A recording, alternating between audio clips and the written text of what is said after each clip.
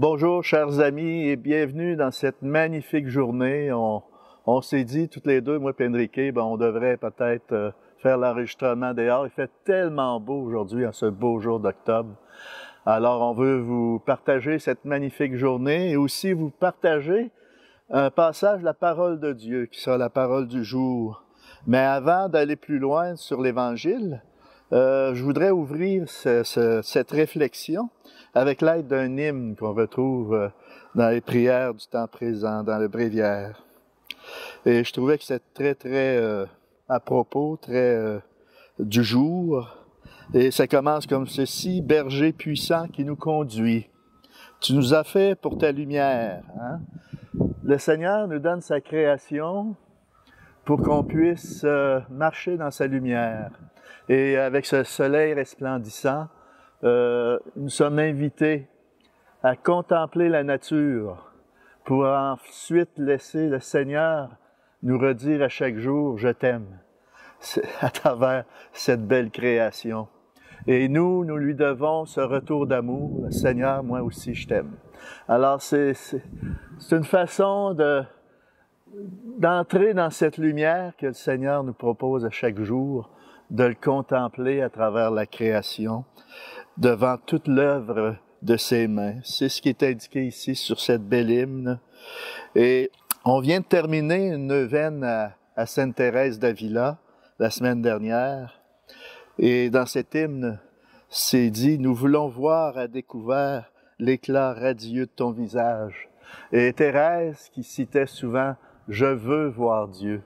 N'est-ce pas la raison, chers amis, de se lever chaque jour, chaque matin, et se redire tout le temps « Je veux voir Dieu ». C'est un désir qui nous habite depuis notre baptême et vers quoi nous devons tendre à chaque jour.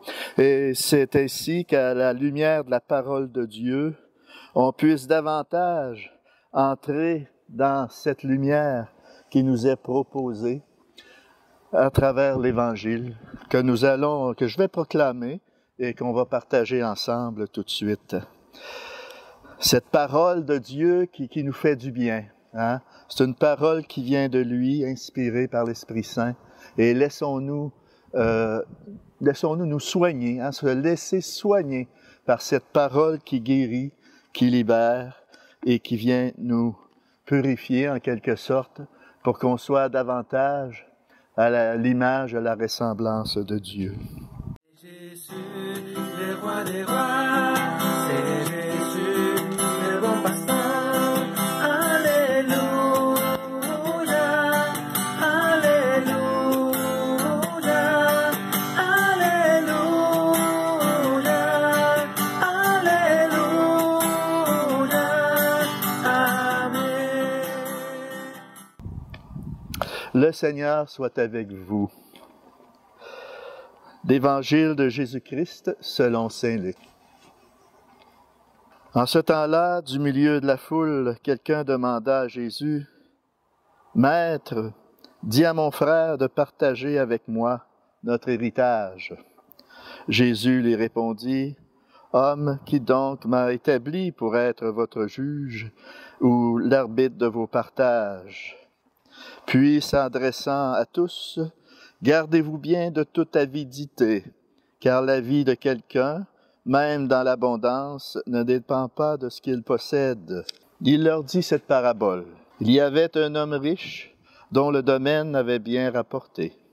Il se demandait, « Que vais-je faire, car je n'ai pas de place pour mettre ma récolte. » Puis il se dit, « Voici ce que je vais faire. Je vais démolir mes greniers. J'en construirai de plus grandes, et j'y mettrai tout mon blé et tous mes biens. Alors je me dirai à moi-même, te voilà donc avec de nombreux biens à ta disposition, pour de nombreuses années. Repose-toi, mange, bois, jouis de l'existence. » Mais Dieu lui dit, « Tu es fou. Cette nuit même, on va te redemander ta vie, et ce que tu auras accumulé, qui l'aura? » Voilà ce qui arrive à celui qui amasse pour lui-même, au lieu d'être riche en vue de Dieu. Acclamons la parole de Dieu. Louange à toi, Seigneur Jésus.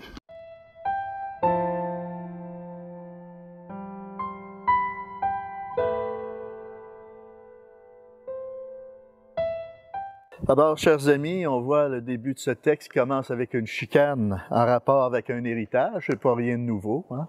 On le voit souvent dans des familles, tout ce qui touche la succession, combien ça peut envenimer des relations même familiales. Mais dans le passage de l'Évangile de Luc, il ne s'agit pas que d'une accroche, d'une phrase qui attire l'attention, mais c'est tout simplement pour nous amener plus loin dans ce texte. La vraie question n'est pas de savoir si Jésus doit intervenir ou non dans un partage d'héritage. La vraie discussion se fait autour de la vraie richesse, celle de la vie et de la vie en Dieu, la vie dans le Seigneur. Le personnage principal, c'est un homme riche, que sa terre a beaucoup profité, a beaucoup rapporté aussi, et décide de construire tout simplement de grands greniers encore plus grands, parce qu'il veut accumuler davantage pour sa propre richesse. À première vue, cet homme-là ne semble pas insensé, hein? À notre époque, on dirait même qu'il est prévoyant. Vous êtes d'accord avec moi? Il fait attention au bien qu'il a reçu. Il est aussi, comme ça me rappelle, comme le Pharaon, hein, dans la Genèse avec Joseph, où ils ont accumulé ses réserves de blé, justement en prévision de l'avenir. Mais Joseph le faisait non pas pour lui-même, mais pour tout le peuple d'Israël. C'était dans le plan de Dieu pour venir aux besoins d'Israël. Pourtant, dans cet exemple, l'homme est décrit comme quelqu'un de tout sauf sensé. En effet, même s'il était riche, il n'était pas riche en Dieu. C'est dit dans le texte, voilà ce qui arrive à celui qui amasse pour lui-même, au lieu d'être riche en vue de Dieu. Il a préféré se concentrer sur son revenu et sa propre richesse matérielle. Ça prenait toute la place pour lui dans sa vie. Il a tout simplement oublié de vivre cette vie que le Seigneur a mis en lui.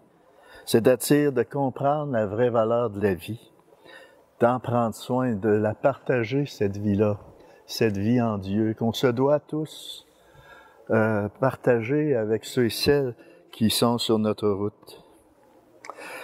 Il est vrai qu'à notre époque, ça me fait penser à ça, quelque part, ce texte que j'ai médité cette semaine. Il y a certaines pensées chrétiennes qui disent quand on est des bons croyants, tout nous réussit. Hein? Et que lorsqu'il arrive un malheur dans notre vue, c'est le bon Dieu qui nous punit. Cette parabole-là nous dit justement tout le contraire. La bénédiction de Dieu, son amour pour nous, ne se mesure pas à notre réussite sociale ou financière. La non-bénédiction de Dieu ne se mesure pas à nos échecs, à la maladie ou à la mort. La bénédiction de Dieu se mesure au bienfait que nous recevons de lui en nous.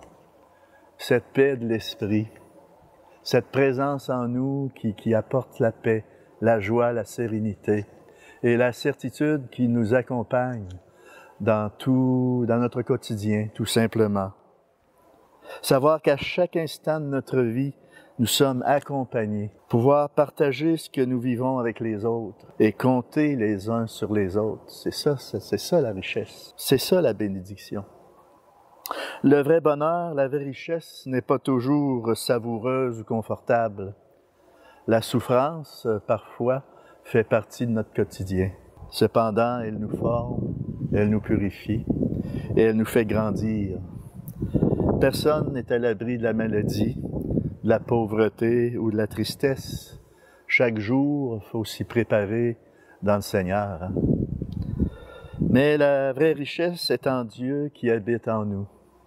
Cette vie de Dieu que nous avons reçue à notre baptême, à laquelle nous sommes appelés à croître, à grandir tous les jours. C'est ce germe-là qu'on est appelé à faire grandir à travers sa parole, à travers les sacrements. et à travers la prière. L'amour de Dieu n'est pas une valeur comme les autres. Hein? Les valeurs ont besoin d'être défendues, ils sont source parfois de conflits. Mais l'amour de Dieu, c'est autre chose. C'est une source sans cesse inépuisable. C'est une ressource, c'est une source jaillissante de vie éternelle qui ne s'épuise jamais. Cette ressource qui nous unit, qui fait de nous des frères et sœurs. Nous ne formons qu'un seul corps dans le Christ. C'est ce que saint Paul nous partage. Hein? Nous faisons un avec lui. Nous ne formons plus qu'un dans le Christ. Toi qui écoutes, je termine avec ceci. Sois les yeux du Christ autour de toi. Sois ses bras, ses mains, son cœur, son sourire. Sois le Christ au milieu de ceux et celles à lesquels le Seigneur t'a déposé. Dans ce milieu où tu es présentement, dans ta famille, à ton travail et même dans tes loisirs. Et partageons ce qu'on a reçu de meilleur du Seigneur avec tous ceux et celles que le Seigneur met sur notre route. Lui qui est la source d'un bonheur inépuisable.